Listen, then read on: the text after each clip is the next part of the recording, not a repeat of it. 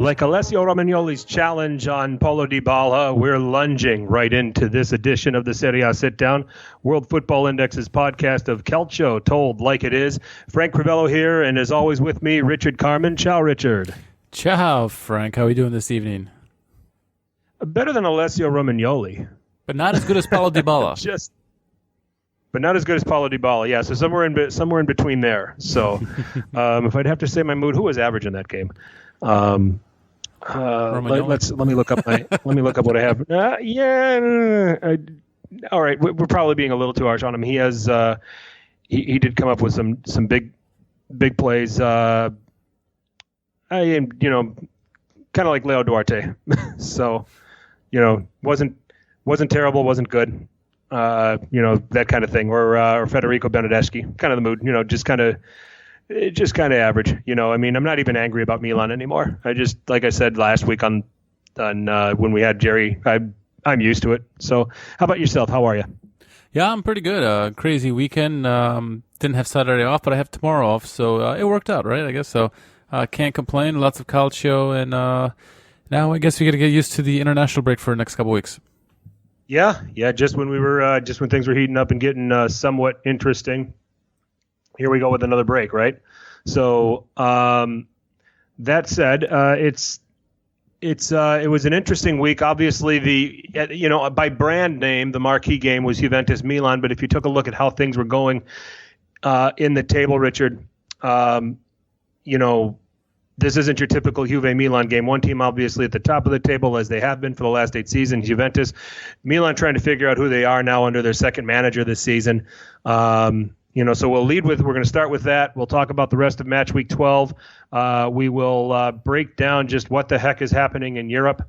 Some indifferent results going on in the Champions League and in the Europa Leagues, jeopardizing some positions for the Serie A teams. And then we'll finish off talking about Mancini's call-ups for the glorified friendlies against Bosnia-Herzegovina and Armenia as Italy has qualified for Euro 2020. So we'll take a deep dive into the squad that Mancini's put together, some first-time call-ups getting the nod, which will be exciting to see. Richard, Juventus and Milan, let's start there. That just got done here a few hours ago from where we sit. Again, Juve top of the table, or was second going in. If you want to look at it, Inter was holding first position until this match happened. Milan struggling at the top part of the bottom half of the table, desperate for points of any kind, trying to get their season kickstarted. So the odds were totally going to be in Juventus's favor. Milan struggling for results, struggling to get any kind of form against teams that are ahead of them. Already have losses to Roma, to Lazio, to Inter, to Fiorentina, just to name a few. They lost to Torino. So, teams that are ahead of them, Udinese, these are all teams that are ahead of Milan and have all beaten them. So fair to say Milan is exactly where they belong right now on the table. Yeah, it certainly is. The teams that are above them all deserve to be above them, and Milan have a lot of work to do to try to catch up. And so they're probably exactly where they should be in the table. The teams below them are just slightly worse off than them. You can make a case for Bologna, but other than that, yeah, those are pretty much the only teams that are playing better than them or worse than them at the moment.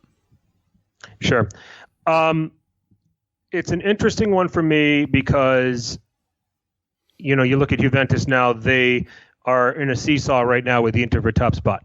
And it's turning in as we get deeper into this. It's turning into a 2-team race for the Scudetto, with everybody else seemingly cannibalizing each other along the way.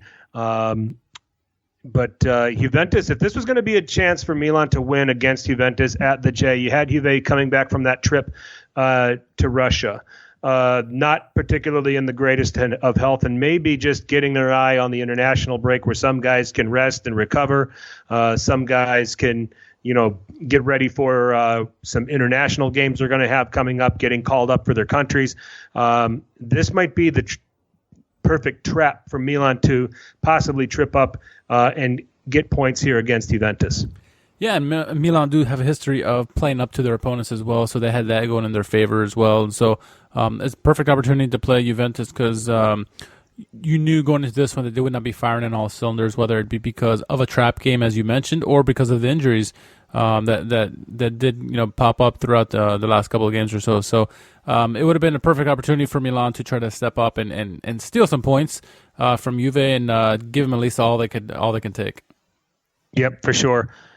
Okay, so let's look at the lineups.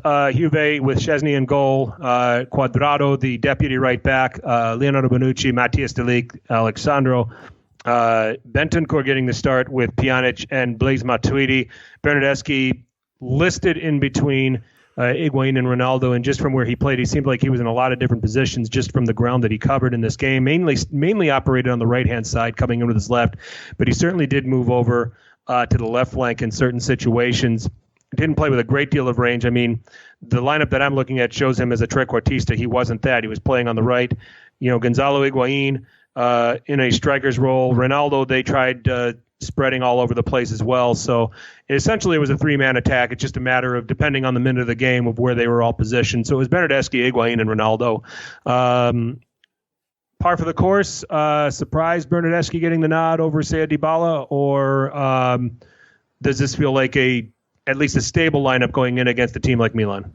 I think it's a stable lineup going against a team like where Milan is positioned, because you didn't really need all your horses. You didn't need Douglas Costa or Dybala to start because, again, it's a team that's on the lower end of the table. So it's a pretty standard lineup, I think, and where Ronaldo ended up playing for most of the game is probably a smart move by Sarri, because there's a weakness in Milan's right back position, and they wanted to exploit it through Ronaldo.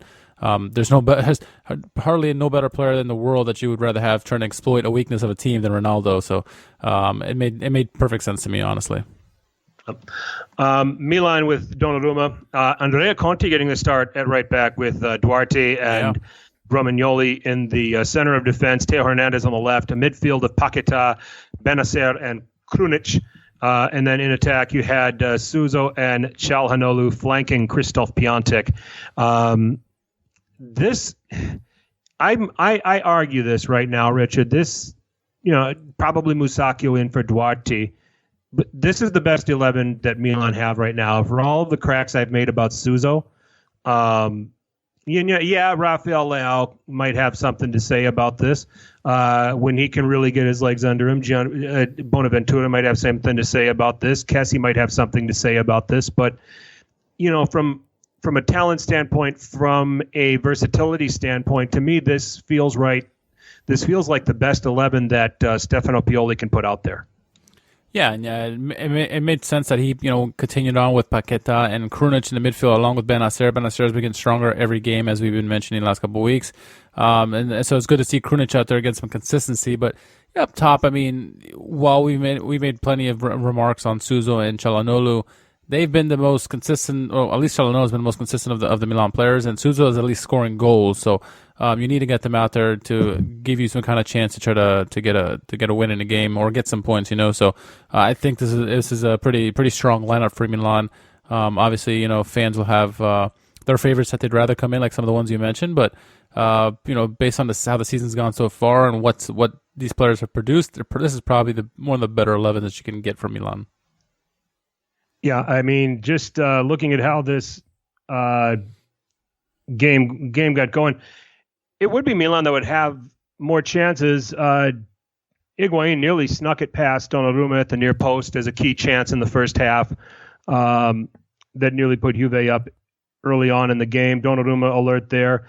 I think he had to credit the goalkeeping. I think both keepers were sharp in this first half. They were called on to make some saves. Szczesny was forced into 3 saves. And then Donnarumma making 2, including the one we talked about there early on with Higuain. Milan's method and Milan's approach to this game, you heard at least our commentators were talking about how they seem to want to just really slow this thing down, not get into a match where they're, trying to play Sarri ball against Sarri's team, I guess, or anything remotely close to that.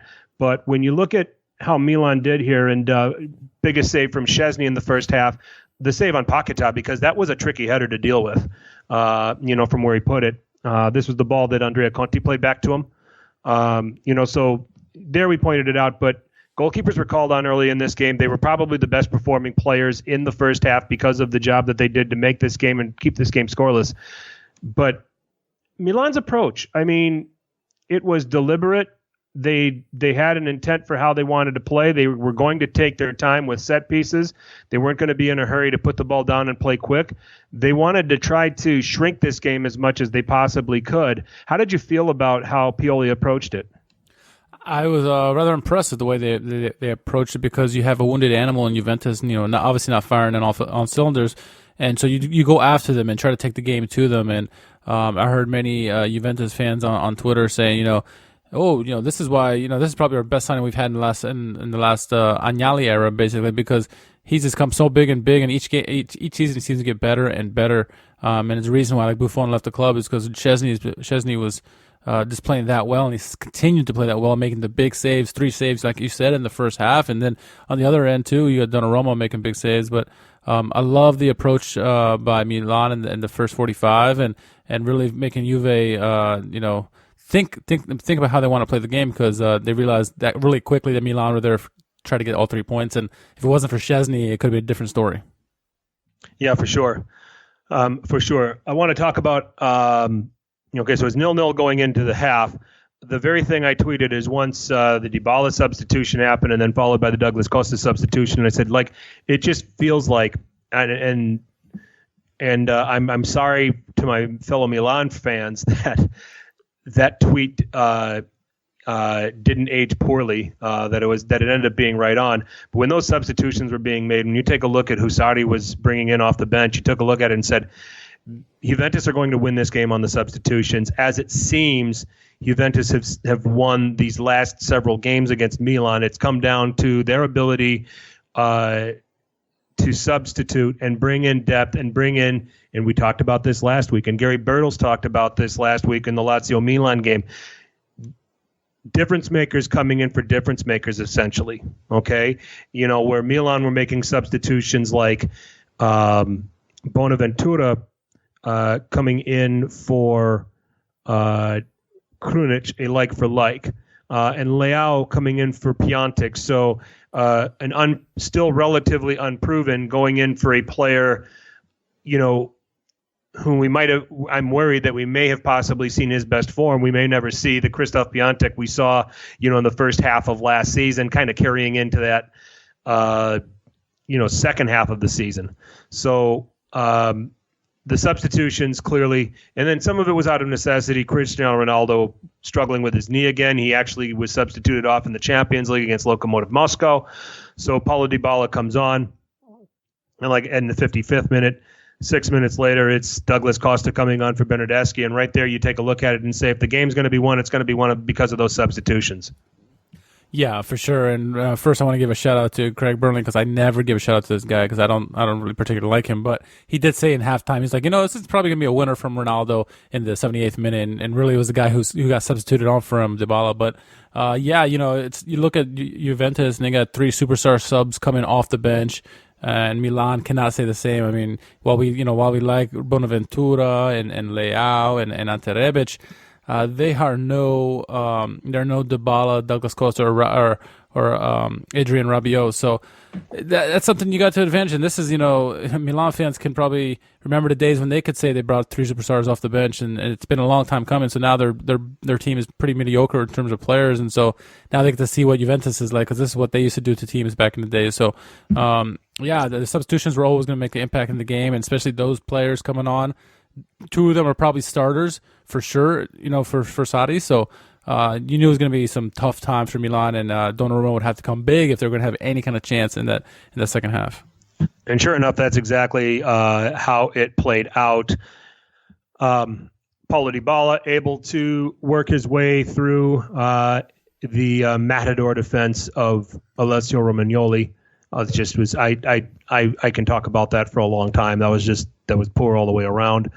But It was a lunging effort at best from Alessio Romagnoli, very casual, not typical of what we've seen from the Milan captain, but lo and behold, Dybala works his way around that, only has Donnarumma to beat, and he makes no mistake, and makes the difference for Juventus with the goal to put them ahead by a 0-0, and to put them on the way to the 3 points and top of the table.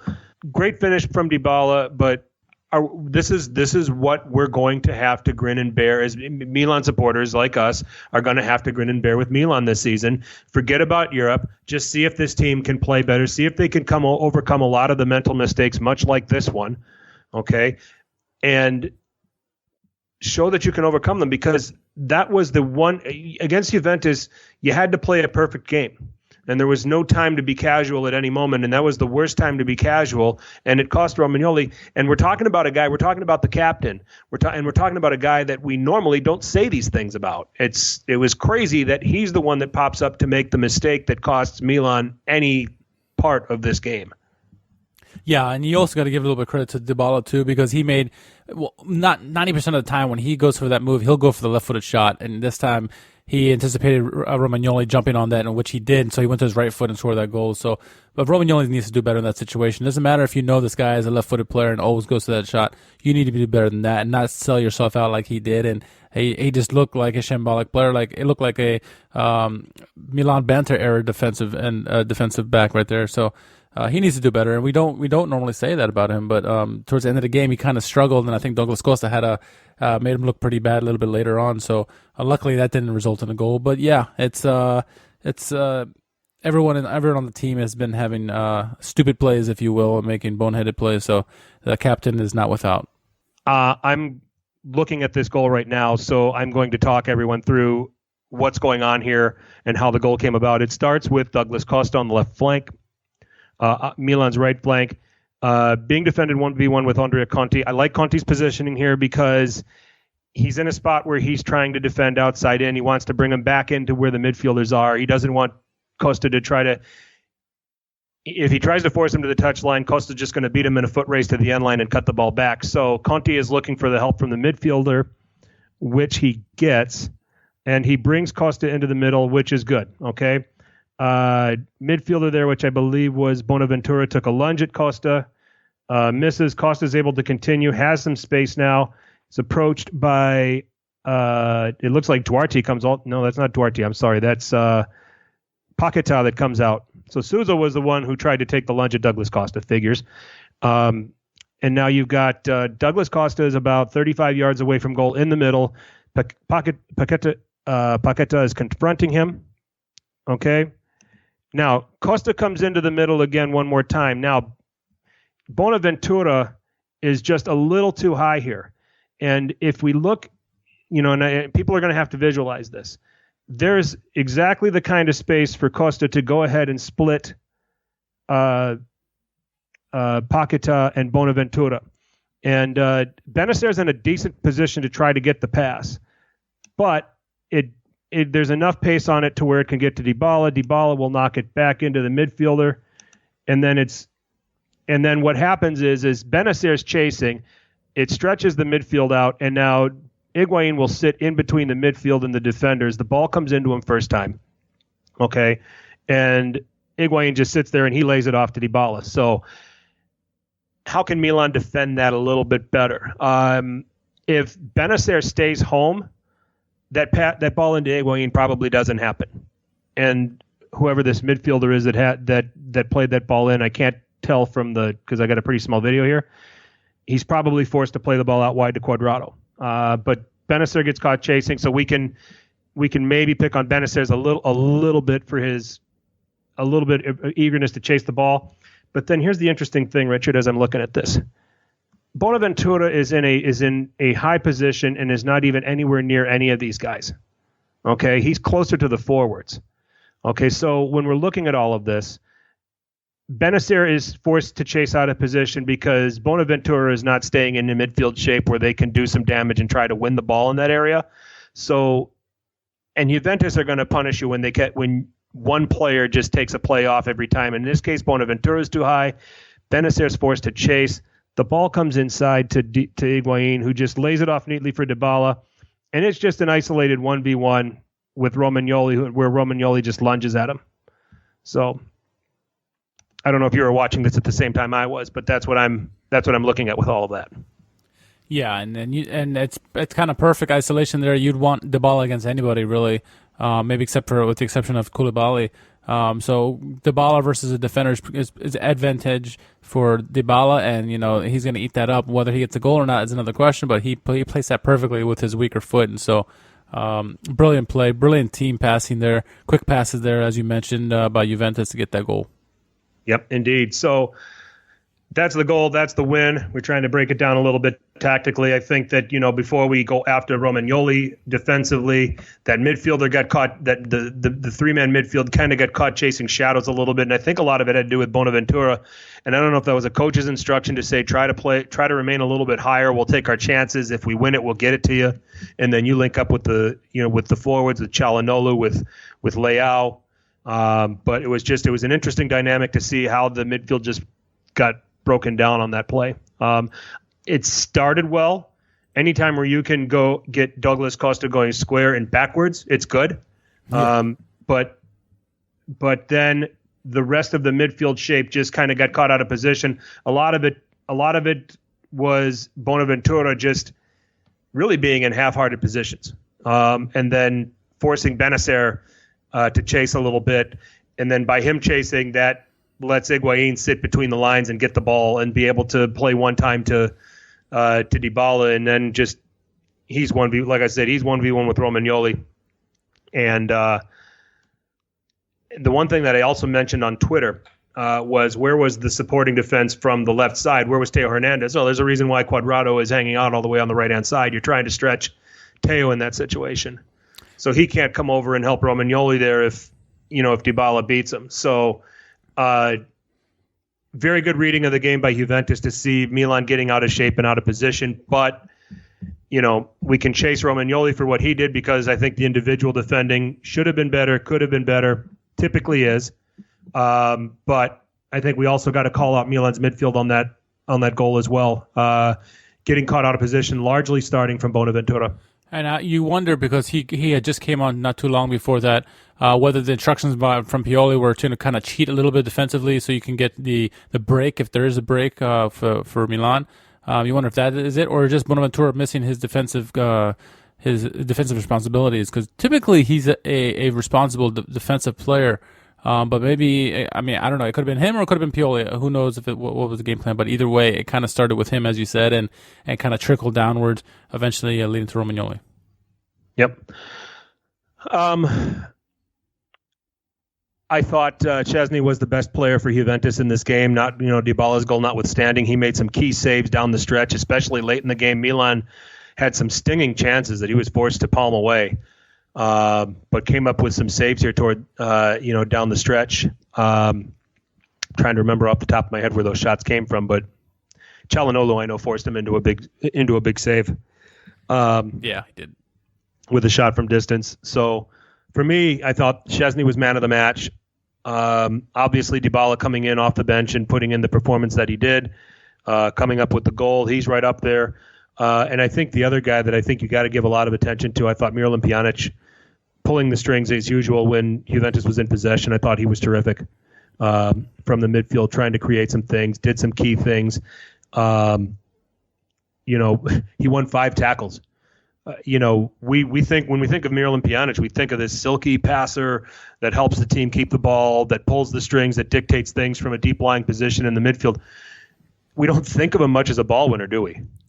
No, but this guy can really do it all, and it's kind of what Sarri looks for in his regista role, as a guy who can do really everything. Not only do it offensively and spread the ball around, silky as you say, but also defensively get the ball when it needs it and make the timely tackles. And so Pjanic is certainly a fantastic player, and Juve are certainly better with him there than without him. So definitely a stalwart for the champions. Yep. For Milan, hats off to Andrea Conti. I thought he played well. I mean, this probably was fantastic. This was his best game in a Milan shirt. I thought right now, this is what you're looking for as a Milan supporter. You're looking for the positives. I thought Ismail Benacer was really good. I think that he's continuing to get better in that role for Milan, and the more he gets better, the more we'll see him play it regularly. I think that there were some naive defensive decisions from him early on, starting for Milan under Gianpaolo, that seems to be cleaning up a little bit. I can't totally blame him for the events that led to the goal here, because I think that Bonaventura has some responsibility to be of help, and he wasn't. But I thought that he is certainly a player that's getting better, getting more acclimated. Donnarumma kept Milan in this game, obviously, with some important saves. Struggling to say it. Sousa was pretty good. He wasn't great, because if he was great, there'd be goals on the board. But I saw a little bit more improvement. I saw him trying to find people a little bit more. I didn't see him, and a lot of it had to do with the fact that Juve weren't going to let him do it.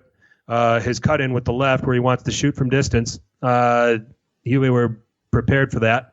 So he was forced to pass the ball a little bit and involve other people. I thought he did a decent enough job of that.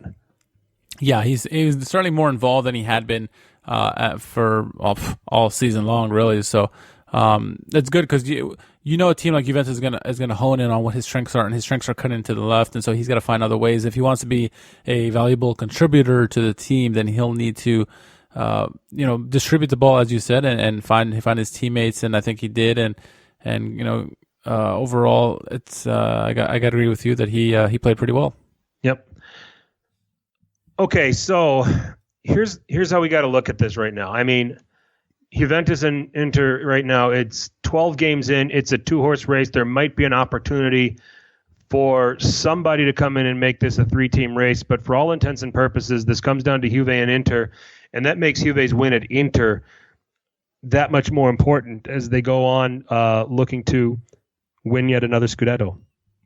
It certainly does. They already got the advantage against the head-to-head, so now it's really up to Inter to serve par when they rematch in the second half of the season. So we'll see. But those two right now, there's definitely the top two dogs in the race. We'll see if the 3, 4, and 5 teams can make it interesting. But at the moment, these two are pulling away from everybody else, and it's they're the clear.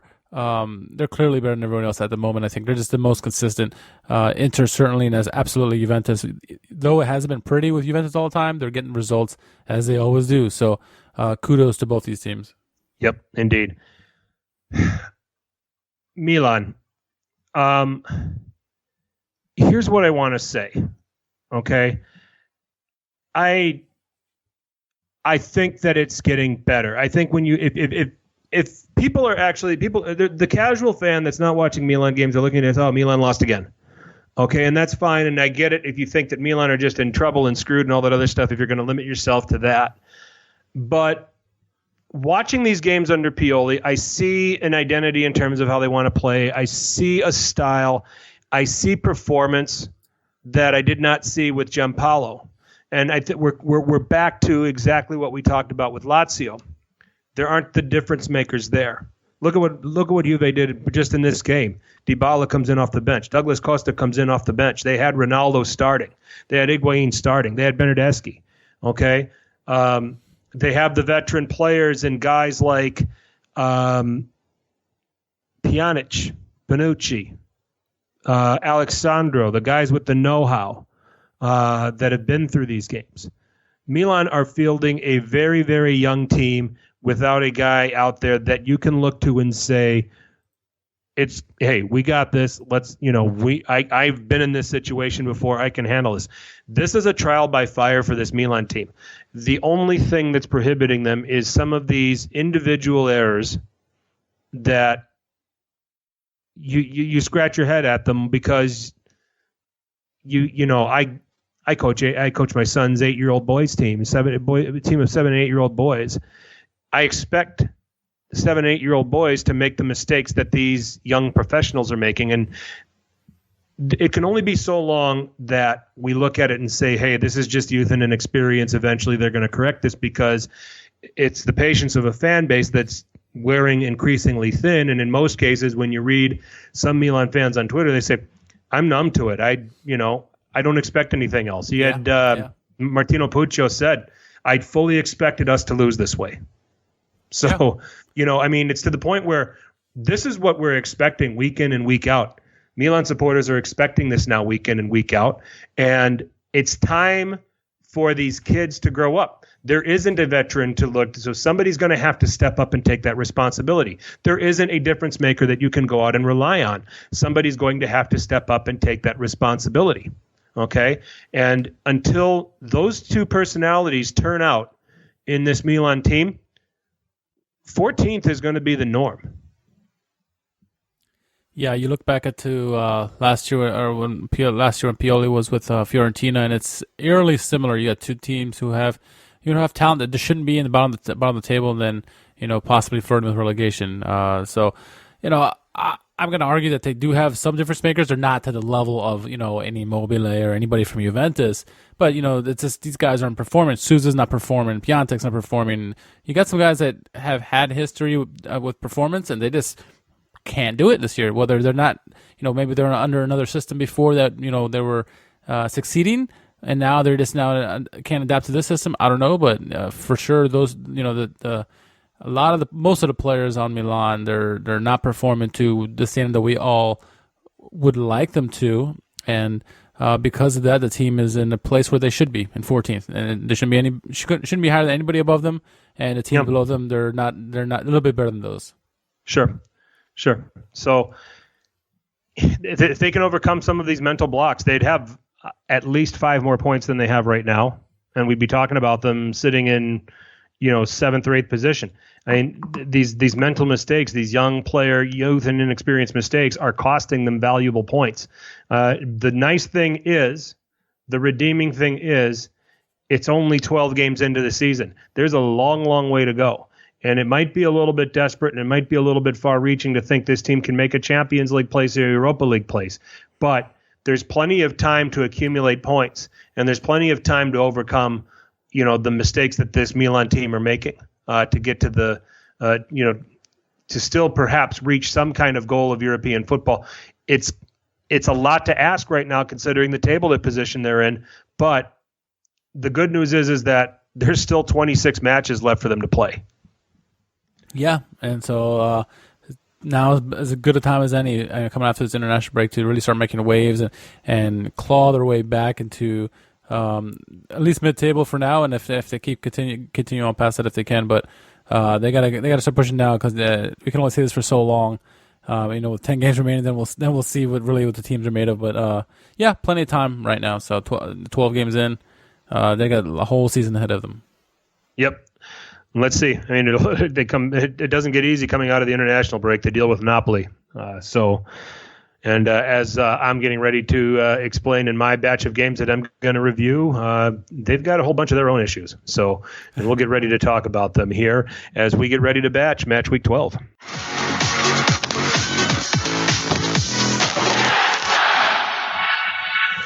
All right, and the action began Friday, Sassuolo and Bologna.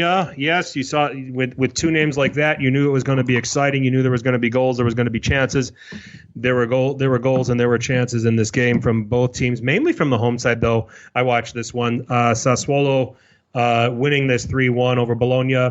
My cousin coming through with a brace, ending a poor run of form, getting a goal in the 34th minute after Juricic did an overhead kick that I think he intended to be a shot, got next to nothing on it, and it happily fell to Caputo, who scored. Jeremy Boga in the 68th minute, just showing how pacey he is. After getting played through by Kyriakopoulos, the left back, Caputo would get that brace in the 75th minute. A Riccardo Orsolini goal in the 70th for Bologna, but Sassuolo getting the 3 points looked rather impressive in doing so.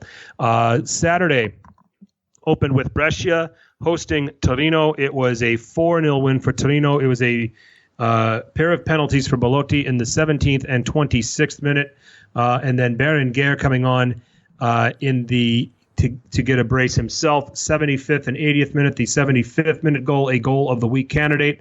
Mateju for Brescia, shown red in this game.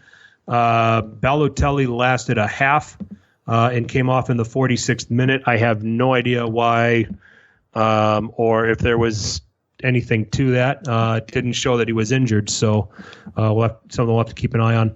Inter hosting Verona, and it was actually Verona going ahead through a Vere penalty in the 19th minute, and then it would be Vecino in the 65th minute, and then the winner coming from some scrub from Cagliari. If you talk to Antonio Conte about him, Nicolo Barella with my pick for goal of the week in the 83rd minute, just because it's like, oh, I'm a scrub, huh? So gets the Nerazzurri the win, 2-1. And then rounding out Saturday's games, Napoli 0, Genoa 0, Radu with 7 saves. And this only scratches the surface, Richard. Just what the hell is going on with Napoli? Yeah, I don't know, really. It's many things, not just one thing. It's starting to look like the end of Ancelotti's reign while he was at Bayern Munich. It's just, the players aren't responding well to Ancelotti. I don't know. Obviously, there's issues with the owner, and the owner's not getting well with the manager or the team, and it's just a whole mess of things. And nobody's performing. They're all snake bitten there at Napoli. While they're playing beautifully, they just can't get the goal, any goals at the moment. And so it's a whole mess of stuff going on in Napoli, and it's hard to scratch. Because right now they're 7th place with 19 points. So they're not even close to the top dog. So this is very unlike Napoli, and not something what any of us are accustomed to. No, not at all. And it's just strange how it's all been going. De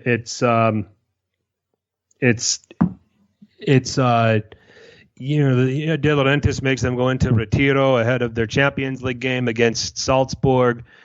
They get done with that, and then Ancelotti, the players, they don't want to do it anymore. And then you got, our friend Ken Ciofredi from Far From Vesuvius saying that it might be time to change managers. You got Far From Vesuvius taking a poll that after that 0-0 draw with Genoa, they think, followers of Far From Vesuvius, 53-47 on a vote there.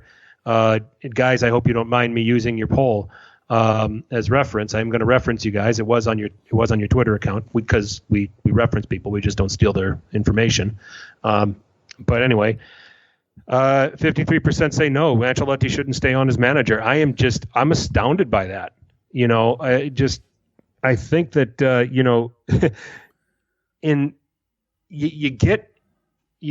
everybody has a dip in form. I mean, Milan have had a dip in form for almost a decade now. And good teams go through a struggle. And, Napoli under De Laurentiis, let's just put into perspective what they were. I mean, before De Laurentiis, okay? And let's put in, let's evaluate things. Let's talk about this, Richard, because it's not it's not like that they've had this long-standing. They don't have Juventus's history. At some point, a dip in form, a dip in quality. You're going to have these good times under Carlo Ancelotti and all of this other stuff. And things were going really well for them through the year, and they were able to finish second last season. But look at what happened to him at Bayern. All right, he had a great season at Bayern, won the Bundesliga, and then wore out his welcome. And maybe this is the Carlo Ancelotti we have now. But then this also speaks to a bigger issue here with Napoli. Maybe this is just a time for them to have a dip in form. And Napoli fans are not going to want to hear me say that. But maybe this is their time to struggle. Struggle they are. I mean, guys like Insigne, who was everybody's, every Neapolitan's favorite, he's struggling mightily now, and guys are calling for him to be benched, and so many different things going on. And every team, like you said, gets a dip in form unless you're Juventus, and so you got to ride through that wave and continue on past it. They're not that terribly far out that they, it's unreachable for them to get back in the Champions League spot, because they're certainly more than capable of getting there. I understand why they chose 53% to choose for him to go. It's probably because they know that a change needs to happen. They just don't know what kind of change it is, and whether that means change the manager or changing players or whatever. Something's got to happen. I think maybe changing the manager is a little drastic. I think it's more has to do with personnel. I think, and I think maybe benching Insigne and some of these other guys, trying to give some of the youngsters an opportunity.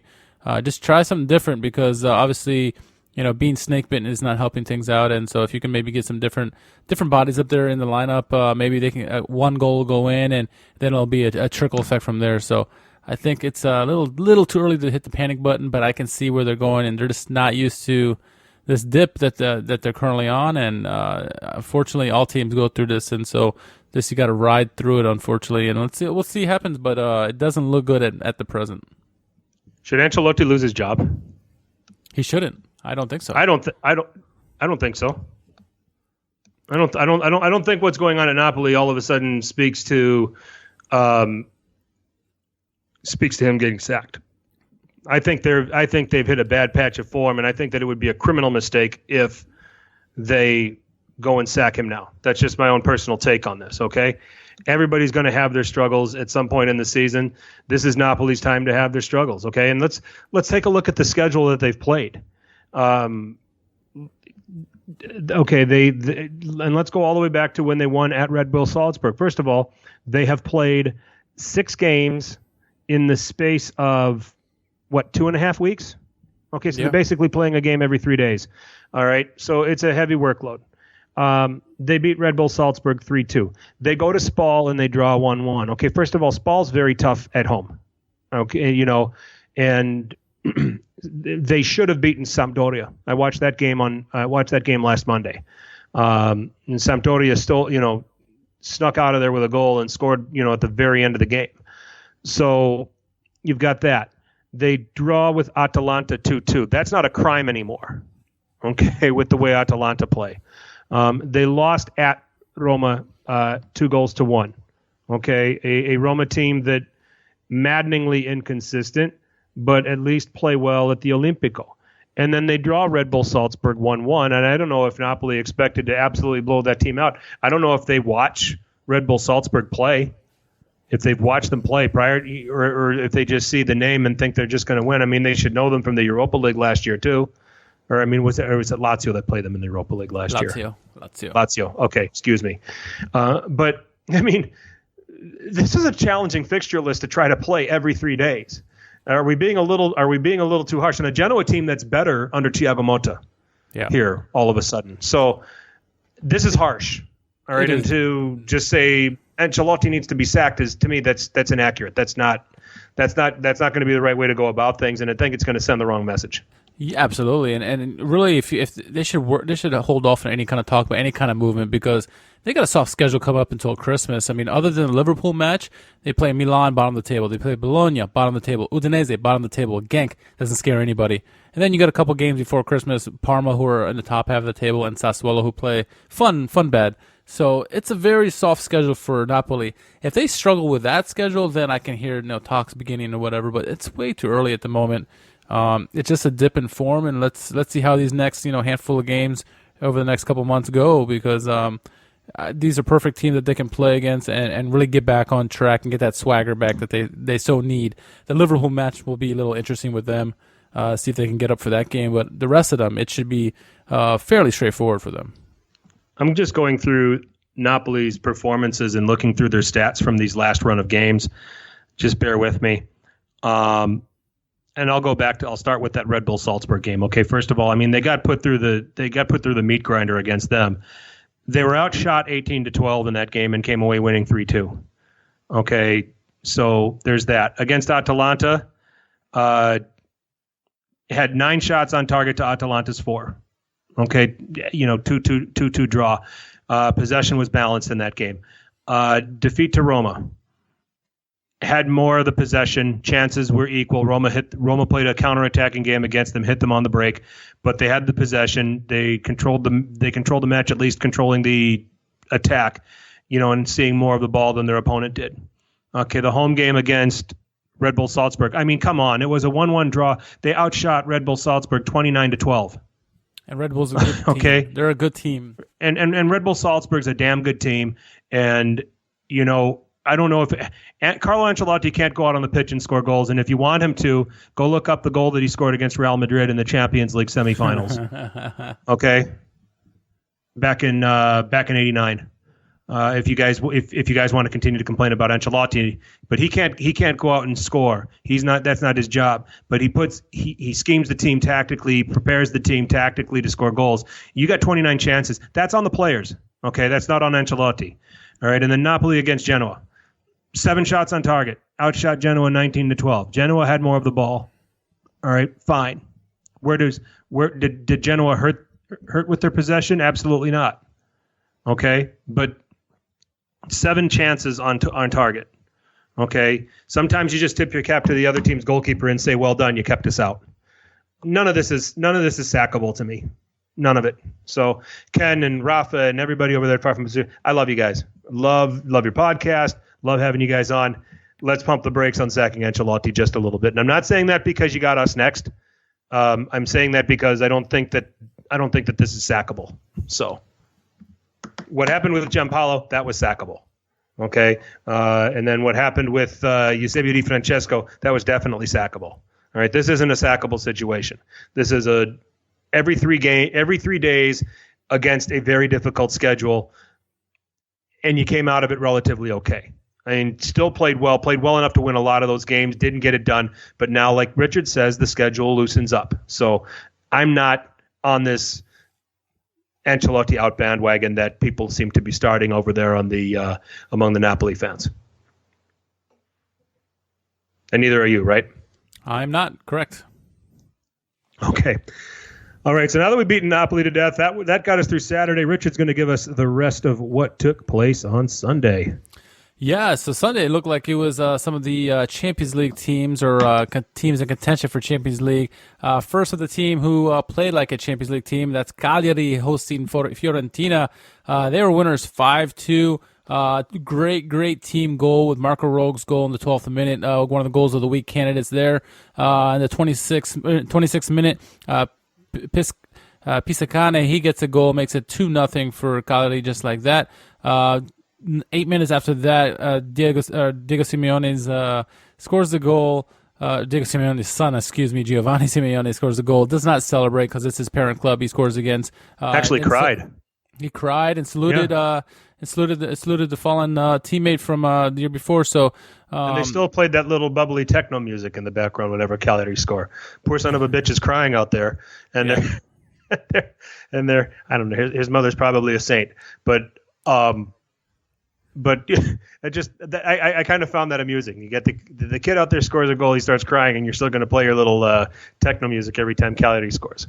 Yeah, so. It was a big goal. It was one of the goal of the week candidates as well. Beautiful backheel flick, assist by Raja Nainggolan, who had 3 assists in this game. João Pedro with I'm going to consider another goal of the week candidate. Just Cagliari just pumping out these beautiful goals. Lovely assist by Nainggolan on his goal there, and then to round it out for Cagliari, Nainggolan with one of my top big goals of the week.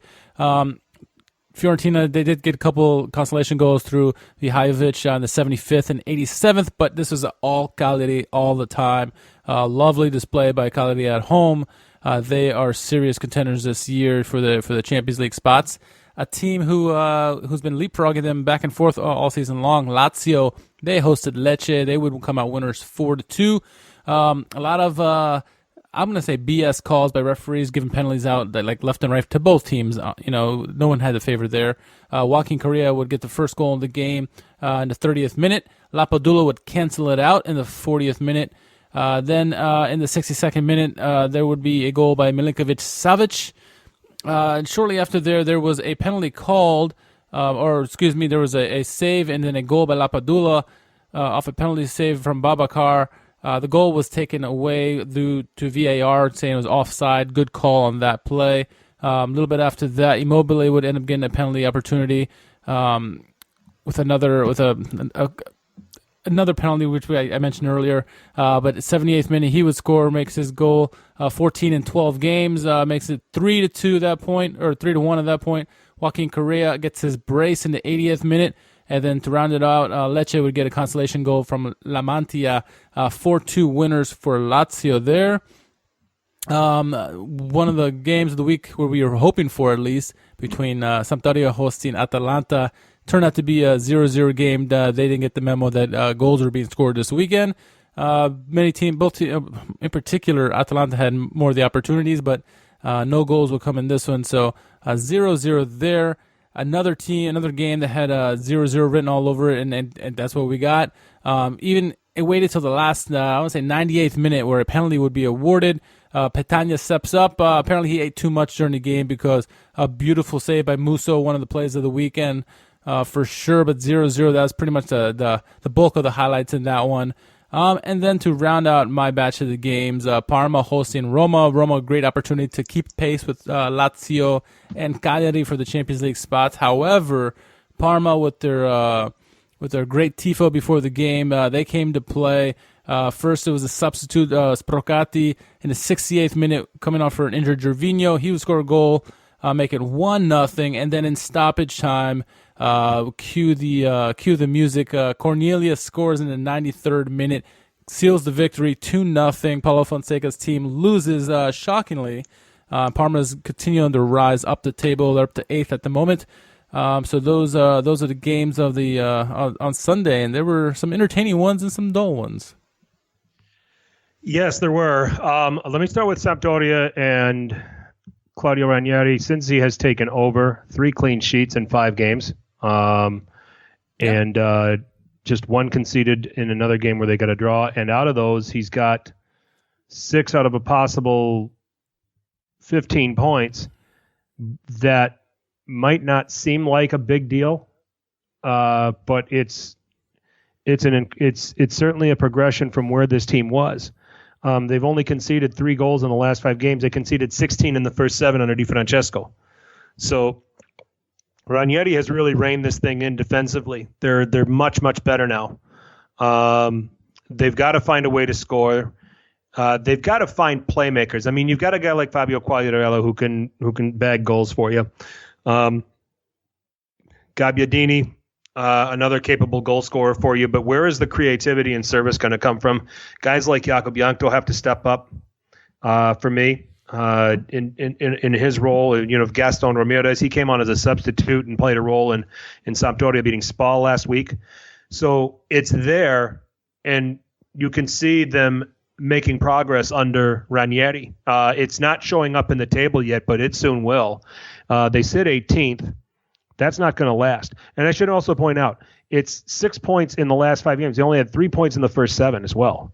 So a team that's made considerable improvement in a very short time under Claudio Ranieri. He's having an immediate effect over there, which is obviously very helpful. The other ones. I mean, Immobile again. Do I need to say it? I mean, might as well keep the trend going, huh? He's my pick. He's who I said this man's going to get it done. He's going to win the Capocannoniere this year, and we are on the Immobile goal tracker. He is on pace. With that goal, he is now on pace for 44 goals this season in Serie A. Let's do it. Let's do it. Let's get there. Let's get to 40. Let's have the first player to score 40 in Serie A. I mean, 44. I would love it. I'm demanding too much, but if there's anybody that's going to deserve to do it, it's him. He's in a system where it works out perfectly, so he gets it done. But this was a team performance from Lazio. A little naive defensively in the goals that they conceded, but Joaquin Correa, it continues to get better and better for them. And then Milinkovic-Savic showing up on the score sheet.1nice goal, beating a defender at the near post and tucking it away. It's one of my candidates for goal of the week, largely because of the service. And I'm going to get on some Lazio fans now because, the last game at the Milan game, they kept kind of crying that it was some conspiracy theory with Milan cheating, this and that. And I didn't hear any Lazio fans complaining this game, with the big club syndrome. So, if you're going to win or if you win a game, you lose a game, just take the game. Stop doing conspiracies left and right. That's for all the clubs, all the fans. I'm tired of hearing these conspiracy theories. It's weak comment to make. And, I don't want to hear it on Twitter or anywhere else. So, keep your conspiracy theories to yourself and just play the game and enjoy the win. Take the win, take the loss, whatever it is. But there's a few of them out there, and I'm just tired of hearing it. The only time it's funny is it's with Juventus. Absolutely. Because, on both sides of the coin. Because when you accuse them of getting the calls and having the privilege and all of that other stuff, as we have done in the past, as I have done in the past, they are so triggered and so offended that you would even say that about them. But then when the tables have turned So Champions League. Champions League, like with Buffon, the referee has he has the heart of a rubbish bin or whatever the hell he said. We all sit and laugh, and it's just like what do you want? The way you get treated in Europe is the way you get treated in Europe is the way we all get treated in Italy. So, that's about the only time when it's funny. But the rest of it just sounds like whining, and it doesn't. And maybe it's because Juventus have earned the right to be in a position where they can be offended by those kinds of things. When you're at the top, I guess that's the way it is. So, but anyway, a Lecce team that's been pretty stingy though. So they did what Juve couldn't do. They did what Milan couldn't do. They did what Sassuolo couldn't do. What Sampdoria couldn't do. I mean, Lecce was on a string of draws here. Yeah, they went up against a hot team in Lazio. Lazio are playing really lights out at the moment offensively and domestically. Yeah, Europe's another story. Yeah, exactly. So they pissed that game away. So that was we'll talk about that here in a little bit. But Cagliari, oh my goodness, I love it. Stand up and take notice. And Nainggolan at it again. I mean, what would the goal against Udinese still a better goal, but that's one of the goals of the year at the moment. Yeah, it is the goal. It is the goal of the year at the moment for me. But this one was special too. Complete team performance from them. Three assists from Ninja as well. What a game by him. Yeah, I believe. Yeah, he's really taken on the leadership of this team. They're very inspired. They're impossible to beat in Sardinia. But look at this. I mean, they're on a 1, 2, 3, 4, 5. Well, I can't count. 10 games now? 10, 11 games now? Is it 10 or 11? I don't. Did they play midweek? I can't remember. 6, 7, 8, 9, 10, 10 match unbeaten run in Serie A. Just astounding. Then they're fourth, and they have every right to be fourth, and they're going to be extremely difficult to beat. They're already extremely difficult to beat in Sardinia, and now can they get the away form? They obviously won at Atalanta, so that was important. It showed them too, didn't they? I think so. Yeah, it Napoli? I think so. I think Rolando Maran has got to be the favorite right now for the coach of the year. Easy. Easy. I mean, what he's doing there is amazing. And teams going to Sardinia, I've always hated them. Now Cagliari is pretty good on the road as well, and this team is serious. So look out, everyone else. And you mentioned last week about the difference defensively that they had from a couple of years ago, where they were by far the worst team defensively, giving up 70+ goals in the season, and now they're one of the top defenses. So. Amazing work from management all the way down. So yeah, indeed. So I'm Cagliari, Lazio, because Lazio's third, Cagliari's fourth now. A couple of positions that when you take a look at how Atalanta, Roma, and Napoli have all done here recently, these are positions that those three teams don't seem to want. I know we talked about Napoli at length, but Roma. I mean, they're just is this the Jekyll and Hyde team of Serie A right now? Because there'll be days like when they went to Udinese, they were brilliant. When they beat Milan, they were brilliant. But then when they beat Napoli, they found a way to do it. And then this stinker against Parma. Granted, Luigi Sepe had a lot to do with why Roma didn't get anything out of this game. Oh, he was amazing.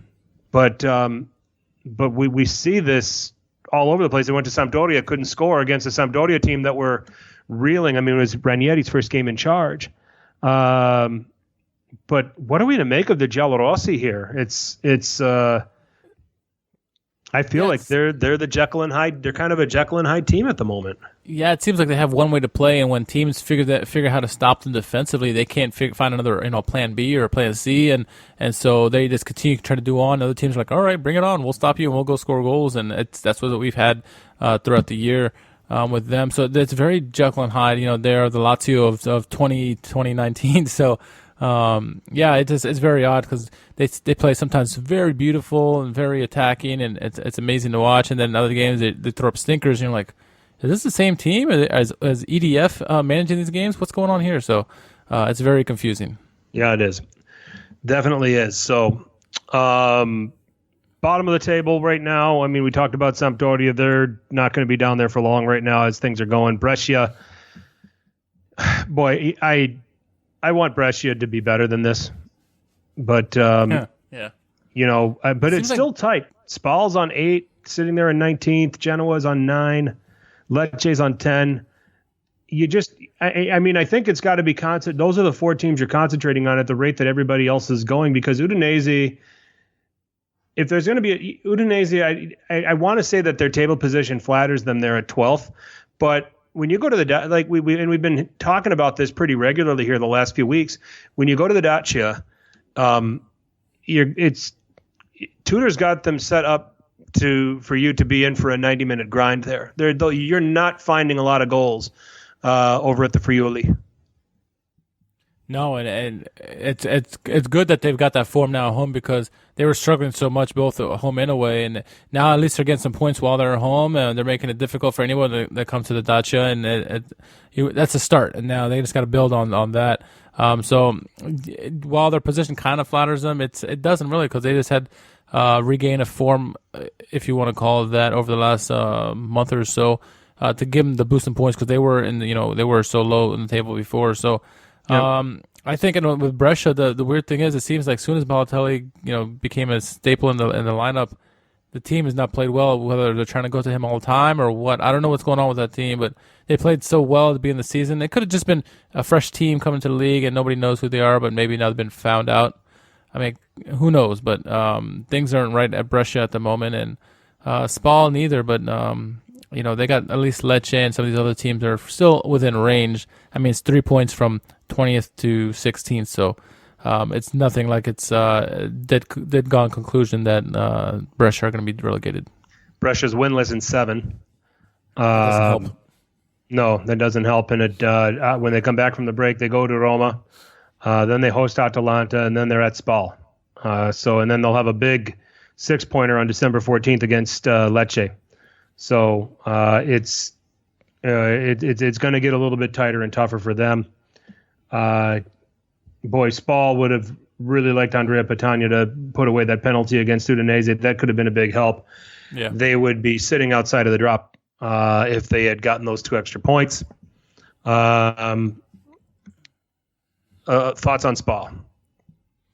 Yeah, it's that would have been a game I thought it would have been difficult, because as we said, going to the Dacia is a difficult place, but I thought they would have had more opportunities with, either with Petagna or whomever. Spal is a decent enough squad that they can get some goals in, and they're struggling at the moment.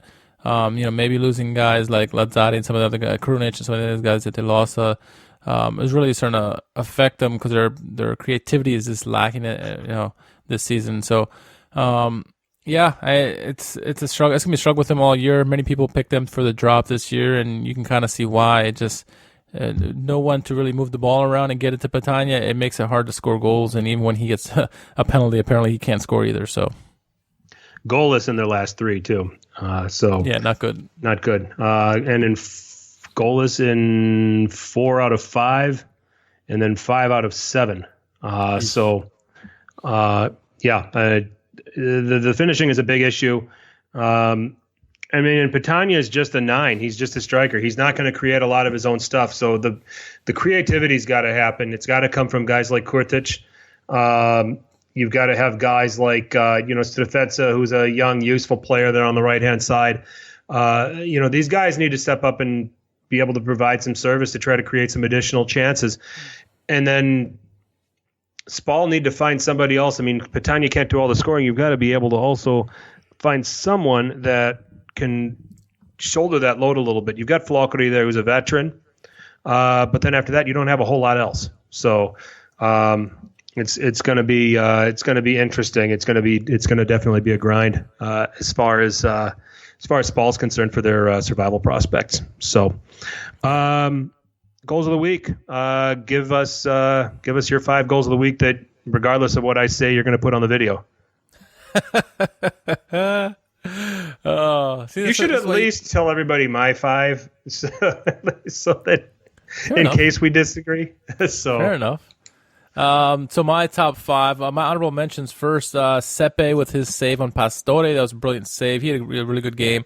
Juan Musso save on Petagna on the penalty kick in the 98th minute is honorable mention, as is Radu on Elmas from point blank, and Sirigu's double save. So the goalie's getting a lot of love, but didn't make my top five. Coming at number five for me, this is a very Cagliari heavy. Giovanni Simeone backheel flick. Coming at number four is La Gioia, Paulo Dybala, his game-winning goal against Milan.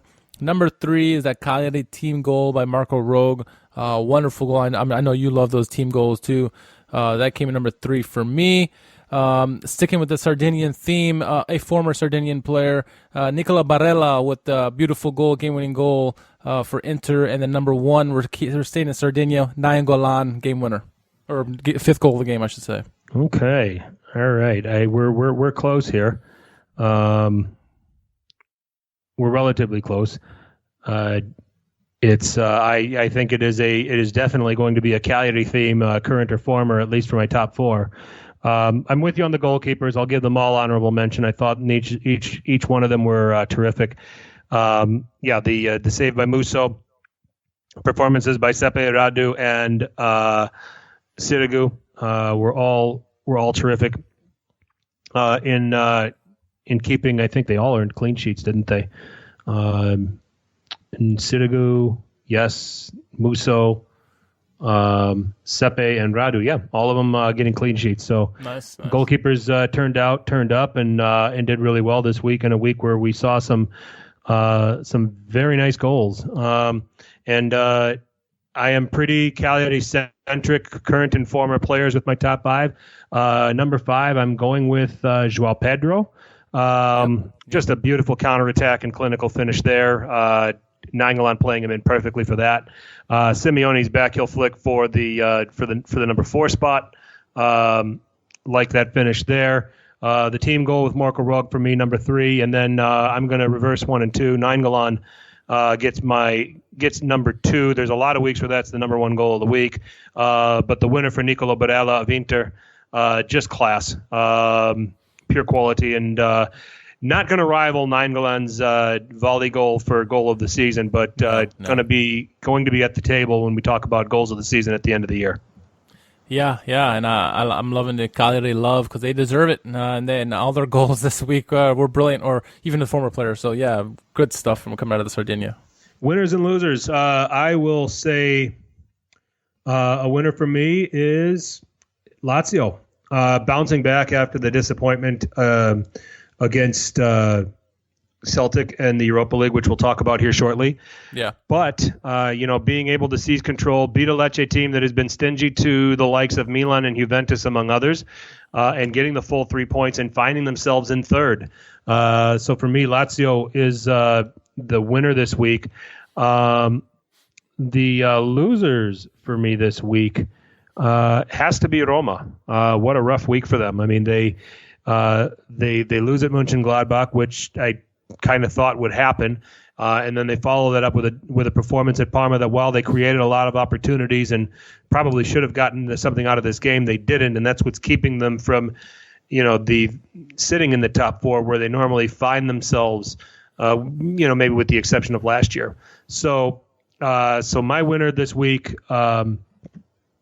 Lazio. My loser, Roma. So I kept it in the capital, Richard. That's good. It's sort of in the direction where I'm heading with my losers. But the winners for me, I'm going to say Sardinia, because Cagliari's big win, 5-2 against Fiorentina, as well as Barella with his wonderful goal. And then losers for me are the three teams chasing Cagliari and Lazio, and that'll be Atalanta with a dull performance or a trap game after the Man City game, and then Roma with the dud that you just mentioned there, and then Napoli with all their struggles in house that they can't seem to get it right. So those are my three losers right there. Excellent stuff. Goals of the week, winners and losers. Go to @SerieASitdown on Twitter, Instagram. Did we get it right? Do you have any disagreements? Tell us what you think. Go there. Let's break down what happened in Europe.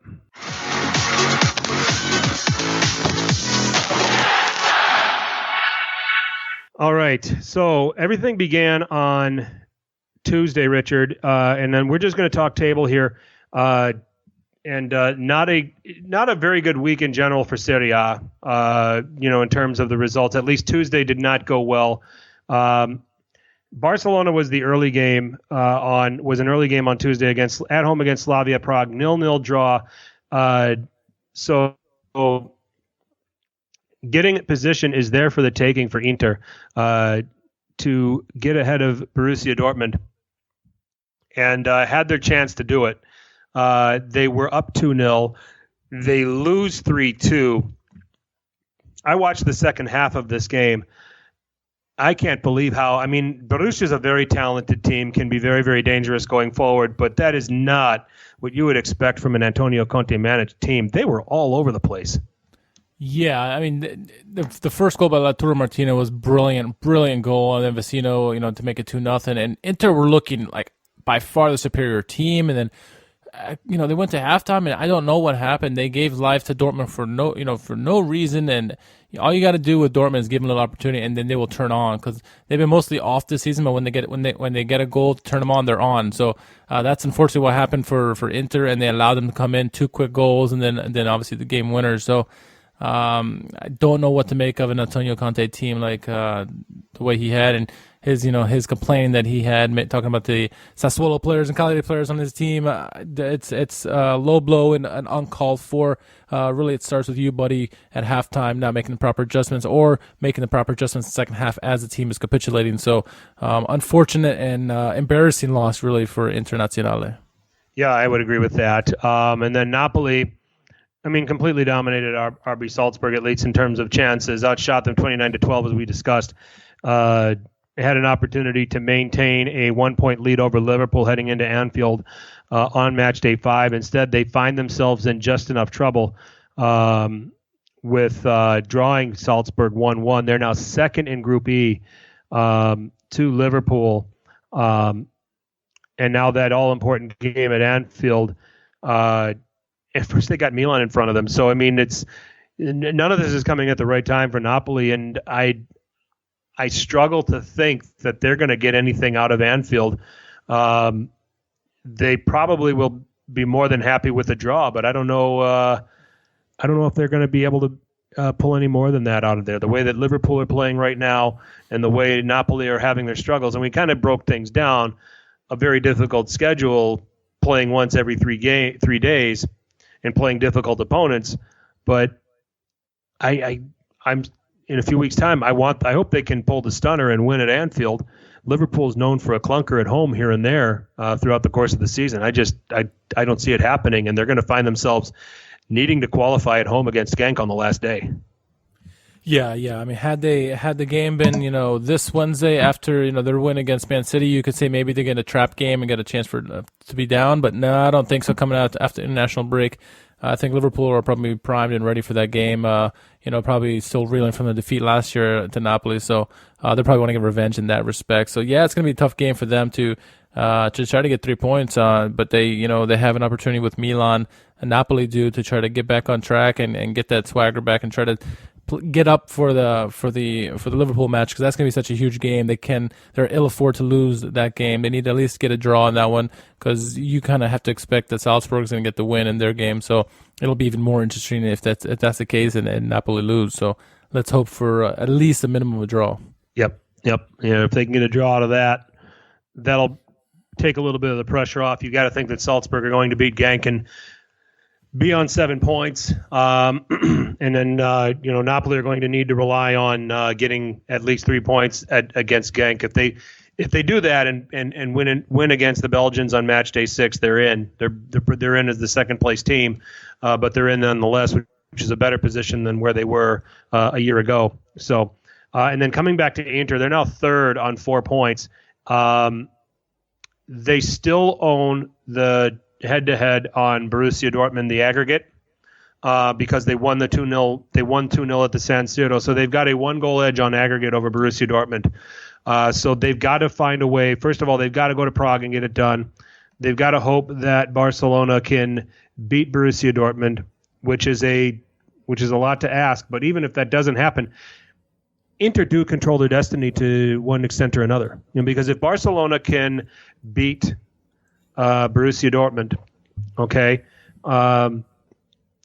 then it comes down to, and if Inter can beat Slavia Prague, now it comes down to Inter needing to beat Barcelona to win the group. But anyway, Inter win their last 2 games, they're going to go through. And they're at home against Barcelona for match day 6.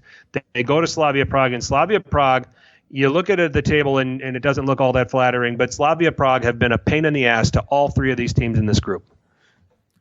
They most certainly have. Go ahead. Oh no, I'm just saying. Yeah, they've been a pest to everybody. I mean, ask Barcelona. Barcelona fans were ready to sack their coach after they were getting dominated by Slavia Prague and in Barcelona. So Slavia Prague is no slouch, and they're giving everybody headaches at the moment. So Inter need to find a way to win that game. It's going to be difficult, especially on the road. But it has to be done. If they win, they get still under destiny. If they lose this, then you might as well call it done. Go to Europa League, but. It's going to be a big game, a must-win game against Slavia Prague. I'm looking up the matches for match day 5. Okay, no, they're going to play at the same time. I thought that maybe with the game being in Prague that they would play like the early game, and then Barcelona, Borussia Dortmund would be the later game. By the way, Barcelona, Borussia Dortmund is at the Camp Nou, so, but they're playing at the same time. I just was worried that maybe if Inter was at Slavia Prague and that was the early game and somehow Inter lost, that Barcelona and Borussia Dortmund would do like a West Germany, Austria. And each take a point and then just qualify for the next stage. But no, they're all playing at the same time, so they're all going to have to go out and play. So that's good. So that's how those groups break down. Juventus, let's just get them out of the way. They've already qualified for the last 16. Now it's all about trying to get the deal done as far as qualifying for a top spot of Group D to avoid some of these big boys that are going to be group winners. They'll do that with a win over Atletico Madrid or a 0-0 or 1-1 draw. So those are the permutations for Juventus to go ahead and seal qualification. The other thing they can do is just go ahead and do the draw and then get another point at Bayer Leverkusen in Germany. So there's a lot of different ways. I mean, it looks really good right now. Juventus do get Atletico Madrid coming to the J for match day 5. I can't see any scenario other than them winning this group. Yeah. I mean, they'd have to throw up a stinker against Atleti to ruin those chances. But yeah, I think they're the odds-on favorite.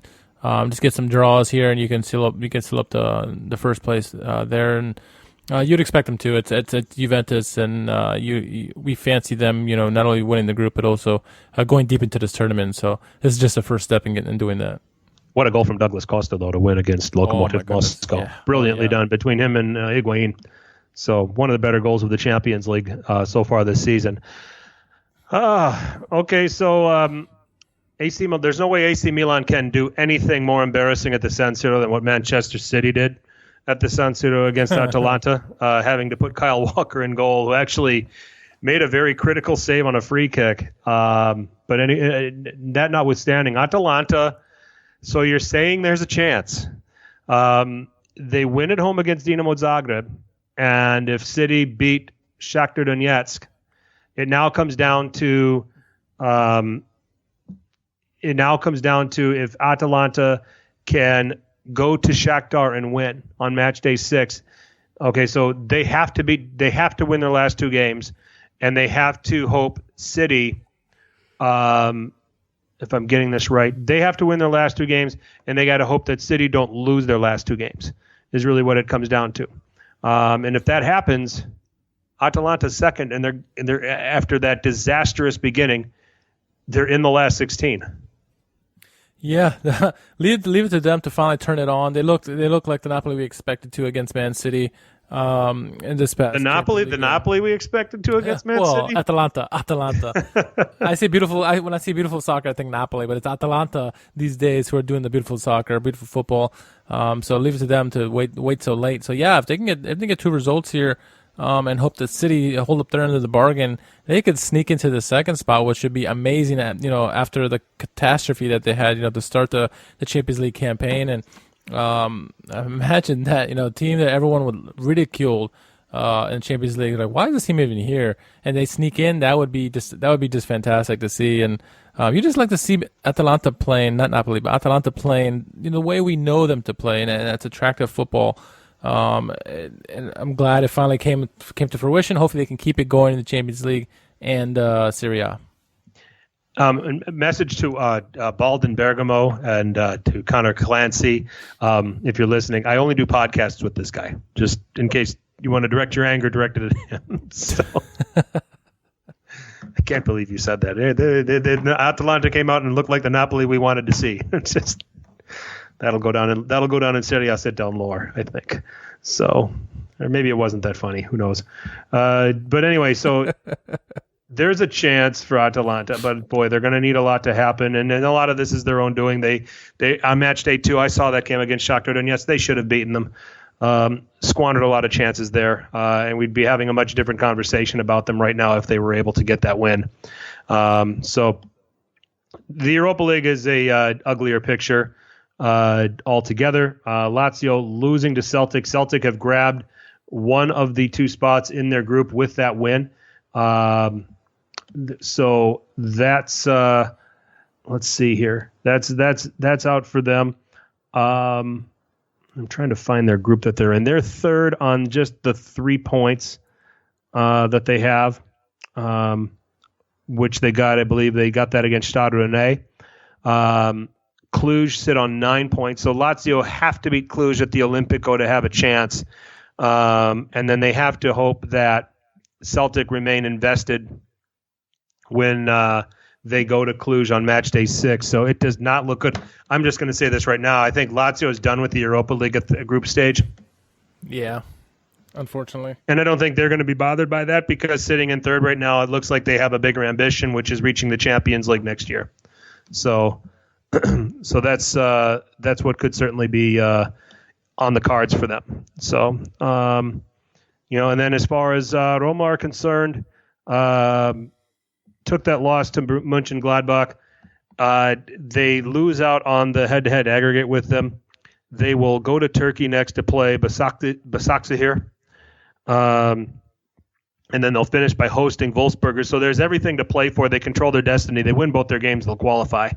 And I think they can go to Istanbul and win narrowly. And then when they come home to play Wolfsburger, and a team that they got to be on their game for, but a team that I think that they can take care of business at the Olimpico. I see Roma going through.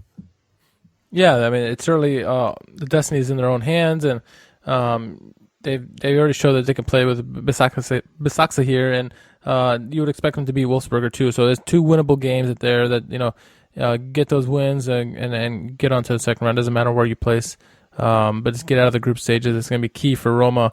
I think they need all the kind of good mojo they can get, because obviously there's up and down. They need to find some consistency both in Europa League but also in Serie A as well. So maybe getting through this from the group stages would be a good way to gain that confidence. Sure. So that's the European roundup. That's where everything stands. Let's finish up by looking at Mancini's call-ups. Richard makes a few changes. These are friendlies, really. I mean, Italy have qualified for Euro 2020, so an opportunity to experiment for Roberto Mancini, and this selection would suggest that altogether. But let's look at what he selected here. Goalkeepers didn't really take much of a break from the norm. Gianluigi Donnarumma of Milan, Pierluigi Golini of Atalanta, Alex Meret of Napoli, and Salvatore Sirigu of Torino. They're the 4 best Italian goalkeepers playing right now. Yes, absolutely. Any thought to Luigi Seppe maybe deserving to get a spot in this team if you're going to experiment and give guys a look? Yeah, I was, during the game against Roma, I was like, man, he's had some really good performances this year for Parma, and I think he absolutely deserves a sniff and an opportunity, especially in these, quote unquote friendly games against Bosnia-Herzegovina and Armenia. So why not? He's had some big games this year. He's been called on a lot to make some saves because his team doesn't play the greatest defensively at times. So he's really turning into a solid goalkeeper, and so you should give him an opportunity. Yep. Defenders, and there's going to be some new names in here. Francesco Acerbi of Lazio, Cristiano Beraghi of Inter, Leonardo Bonucci of Juventus.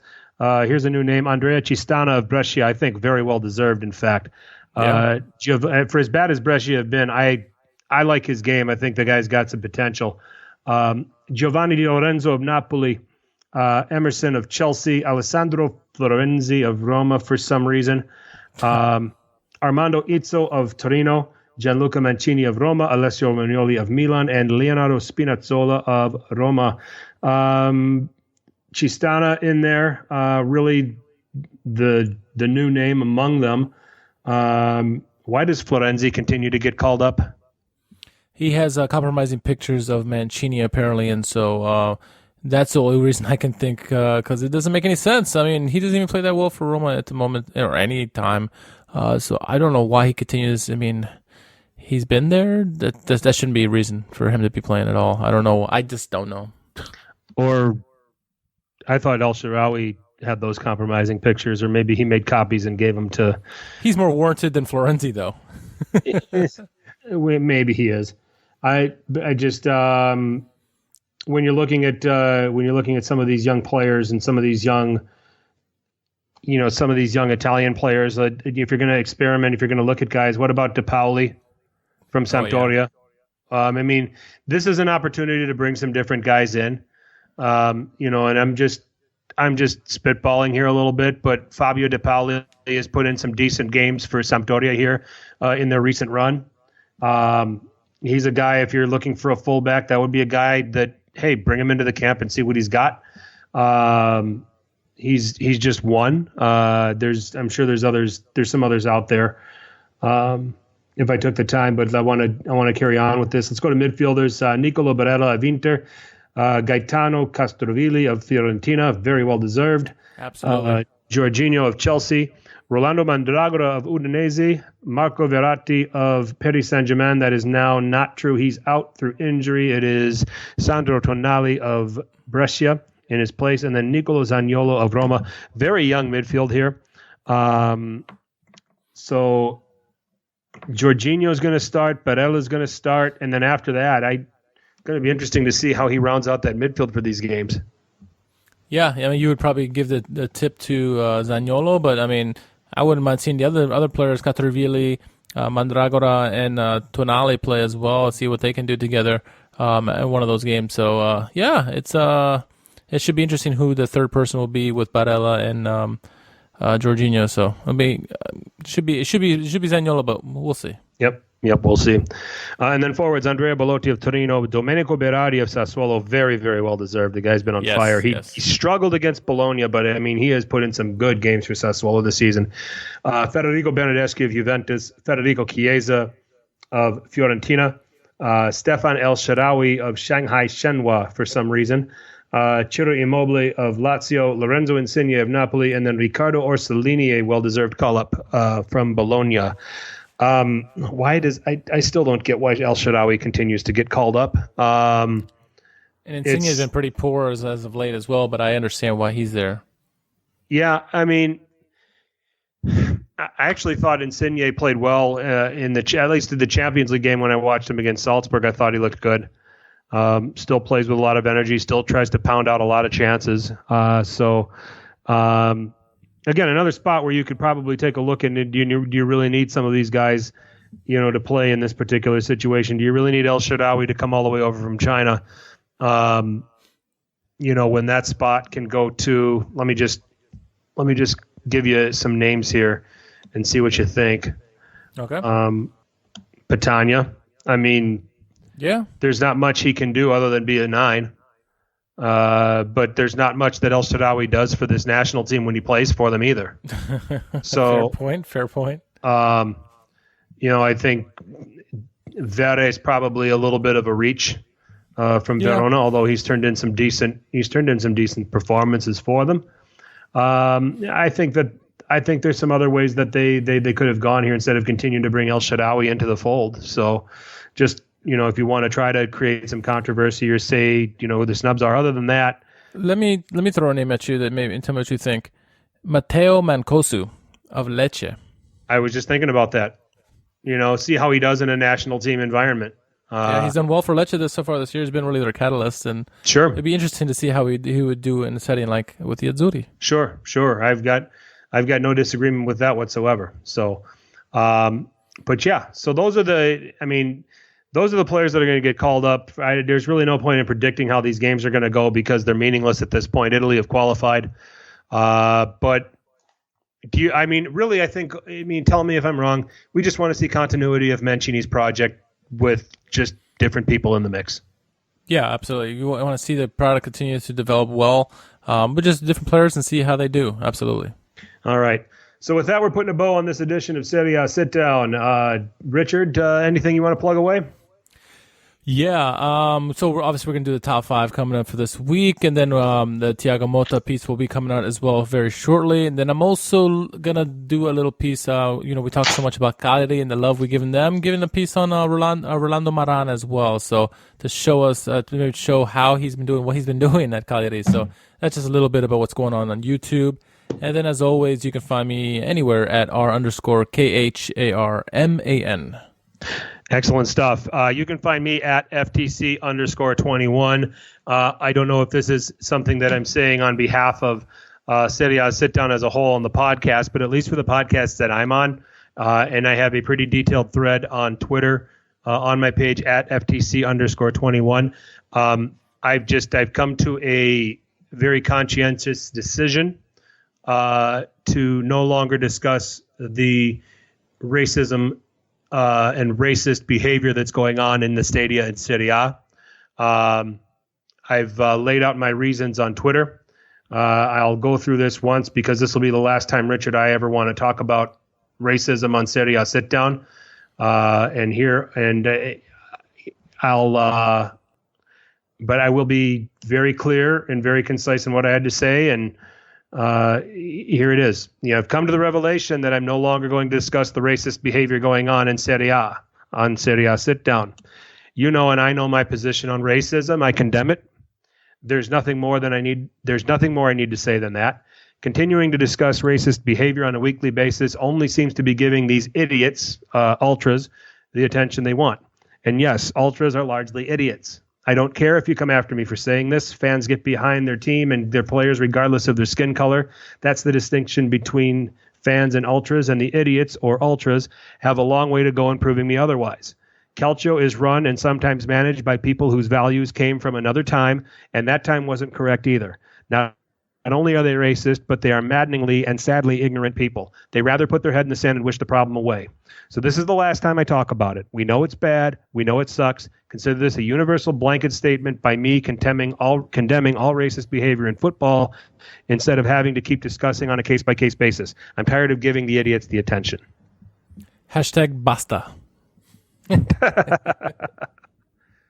So we're going to talk about the Calcio on the pitch.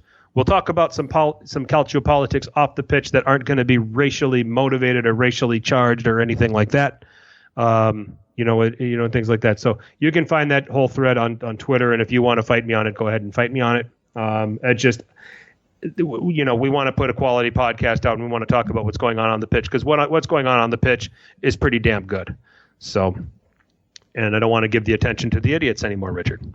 So neither do I. No. So at FTC_21, Serie A Sit Down is available on iTunes and SoundCloud, where we have our own channels. It's available on Spotify. It's available on Stitcher. Just about any format that plays podcasts, you can find us. Serie A Sit Down on YouTube. Subscribe to the channel. Like the videos. Richard puts out some really good content on there.